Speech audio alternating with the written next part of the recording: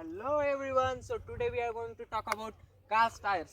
तो बेसिकली भाइयों समझ लीजिए कि हैचबैक के जो टायर्स है वो 40 to 50,000 में चेंज हो जाते हैं।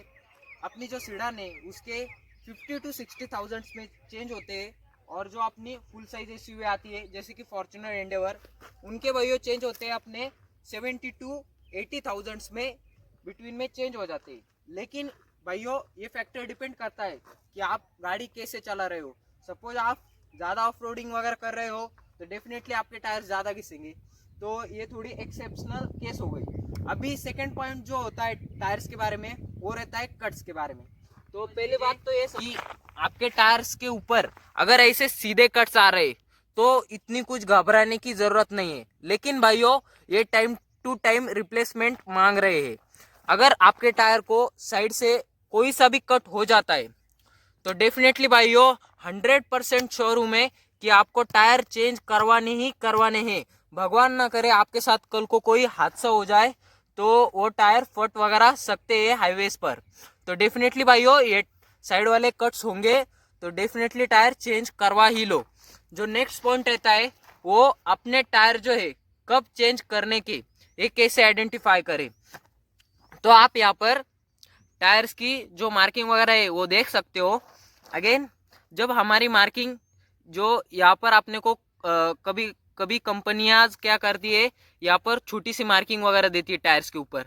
हालांकि इस टायर पर नहीं है लेकिन मैं आपको बता देता हूँ। तो आप यहाँ पर देख सकते हो छोटी सी है। तो जब अपने टायर्स जो है पूरे के पूरे यहाँ से घिस जाएंगे, मतलब इसकी जो ब्लेड्स वगैरह है पूरी की पूरी मिट जाएंगी, तो ये टायर रिप्लेसमेंट मांग रही है। फिलहाल आप देख सकते हो इसके काफ़ी ज़्यादा घिस चुके हैं, इसलिए हमने ये चेंज किए थे। कभी कभी अपने जो टायर्स में फ्रेग ब्रांड्स वगैरह आते हैं तो ये जो हमने जेके के टायर्स डलाए थे तो ये सिर्फ और सिर्फ हमारे 25,000 से ही चले थे। अभी मेरे गाड़ी के किलोमीटर फिलहाल 91,000 हो चुके हैं और समथिंग ऊपर भी होंगे।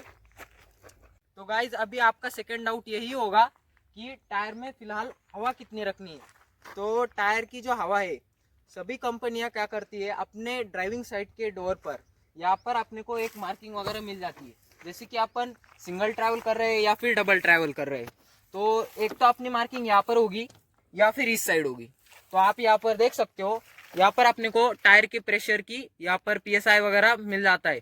फ्रंट में कितनी रखनी है और रेयर में कितनी रखनी है, क्योंकि रेयर में कभी कभी क्या होता है पैसेंजर वगैरह कम बैठते हैं और फ्रंट में अपना इंजन वगैरह होता है इसलिए उसका वेट और जोर वगैरह पड़ता है।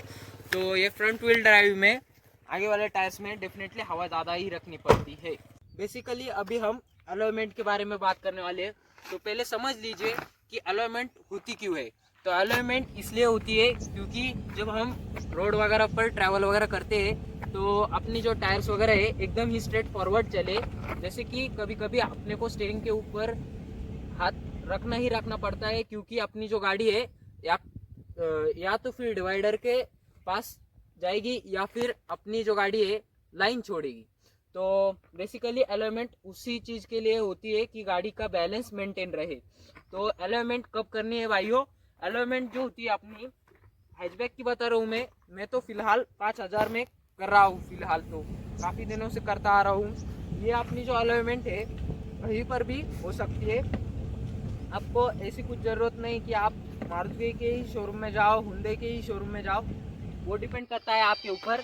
अगेन ये जो अपने अलाइनमेंट है 500 600 में, मैं तो फिलहाल 500 में कर रहा हूँ। अगर आप इंडेवर फॉर्च्यूनर या फिर वरना फरना ओन कर रहे हो तो उसकी थोड़ी ज़्यादा लग सकती है। और अभी हम डिस्कस करने वाले हैं स्पेयर टायर के बारे में। तो पहली बात तो ये समझ लीजिए कि अपना स्पेयर टायर जो है अभी फिलहाल कंपनियां क्या कर रही है, 4 साइड अपने को अलॉय व्हील दे दिए। कंपनी कॉस्ट कटिंग कैसे करती है, ये जो अपना स्पेयर टायर है इसको अपने को स्टील रिम में देती है। तो इसको स्टील रिम में देने के बाद अपने को ये कोई यूज़ में नहीं रहता है। जैसे कि अपना पंचर हो गया उसके यूज़ में आ रहा है। तो पहले 5-6 साल पहले ऐसा नहीं होता था। तो सभी जो अपने 4 टायर्स है वो सिमिलर ही रहते हैं।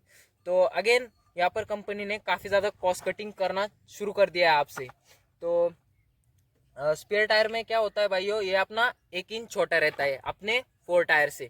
तो इसका 101% मैं श्योर हूँ कि जोर पड़ता है गाड़ी के ऊपर, क्योंकि कौन सी भी गाड़ी ले लो आप, अगर आपको 1 इंच टायर कम ही दे रहे कंपनी तो वो इनबैलेंस होगी। तो उसका मतलब क्या है, उनका मतलब माइंडसेट ऐसा है कि अगर हमने एक स्टेपनी छोटी दे दी तो डेफिनेटली वो बंदा सिर्फ और सिर्फ अलॉय अलॉय ही चलाएगा। तो ये एक बड़ा जोल है टायर्स के बारे में। तो अभी हम डिस्कस करने वाले पंचर पुंचर के बारे में। तो पंचर पुंचर के बारे में, ये सभी टायर्स अभी फिलहाल कंपनी द्वारा ट्यूबलेस ही आ रहे हैं। बेसिकली जो अपना ट्यूबलेस टायर का पंचर है, यहाँ पर थ्रेड वगैरह डालते हैं, सोल्यूशन डालते हैं, वो पेच उनकी निकाल लेते हैं। तो बेसिकली एक कितने रुपीज़ में होता है, हमारे यहाँ तो 70 to 100 रुपीज़ में इजीली हो जाता है। कमेंट में बताएं आपके यहाँ पर कितने कुछ रुपीज़ में टायर का पंचर जो है वो हो जाता है। अगर आपको वीडियो अच्छी लगी हो तो लाइक करो, शेयर करो, और मेरे चैनल पर नए हो तो सब्सक्राइब करना मत भूलना। मिलते हैं अगली अमेजिंग ऐसी ही वीडियो में कार रिलेटेड, और धन्यवाद।